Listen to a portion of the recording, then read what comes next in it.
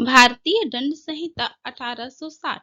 भारतीय दंड संहिता 1860 को 1 जनवरी 1862 को लागू किया गया है।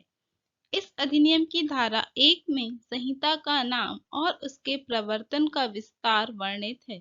यह अधिनियम भारतीय दंड संहिता कहलाएगा और इसका विस्तार संपूर्ण भारत पर होगा। इस अधिनियम की धारा 2 में भारत के भीतर किए गए अपराधों के लिए दंड का प्रावधान है। इस अधिनियम की धारा 3 के अंतर्गत भारत के परे किसी व्यक्ति द्वारा किसी कार्य के लिए इस संहिता के उपबंधों के अनुसार ऐसा बरता जाएगा मानो वह कार्य भारत के भीतर किया गया था। उदाहरण क जो भारत का नागरिक है, युगांडा में हत्या करता है, वह भारत के किसी स्थान में जहां वह पाया जाए हत्या के लिए विचारित और दोष सिद्ध किया जा सकता है। इस अधिनियम की धारा 5 में अधिनियम के अपवादों का वर्णन है। इस अधिनियम के अंतर्गत लिंग से तात्पर्य नर और नारी दोनों से है। इस अधिनियम की धारा 10 में पुरुष स्त्री को परिभाषित किया गया है। इस अधिनियम की धारा 8 में लिंग परिभाषित है।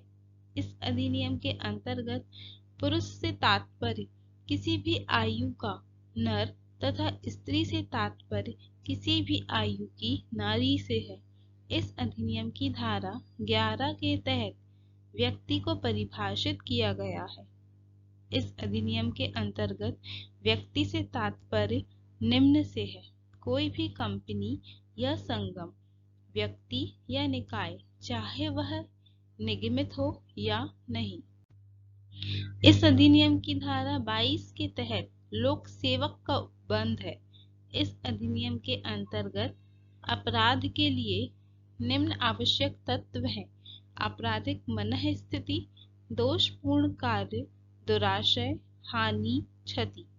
क जो भारत का नागरिक है, युगांडा में हत्या करता है, वह दिल्ली में पकड़ा जाता है और वह हत्या के अपराध के लिए दिल्ली में विचारित और दोषसिद्ध किया जा सकता है। यदि कोई भारतीय नागरिक भारत के बाहर अपराध करता है तो उसका विचारण भारत के उस स्थान पर होगा जहां वह गिरफ्तार किया जाता है। एक्टस नॉन फेसिएट रिया निसी मेंस सिट।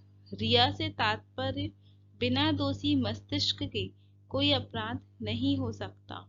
इस अधिनियम के अंतर्गत एक्टस नॉन फेसिएट रिया मेंस सिट रिया का मूल सिद्धांत सूत्र सामान्य विधि न्यायालयों द्वारा प्रस्तुत किया गया है। इस अधिनियम के तहत भारतीय दंड संहिता का अपराधों पर विस्तार निम्न तक होगा: भारत से बाहर और परे किसी स्थान में भारत के किसी नागरिक द्वारा भारत में रजिस्ट्रीकृत किसी पोत या विमान पर, चाहे वह कहीं भी हो, किसी व्यक्ति द्वारा किए गए किसी अपराध को लागू है, या भारत में स्थित कंप्यूटर संसाधन को लक्ष्य करके भारत और परे किसी स्थान में अपराध कारित करने वाले किसी व्यक्ति द्वारा किए गए किसी अपराध को भी लागू होगा।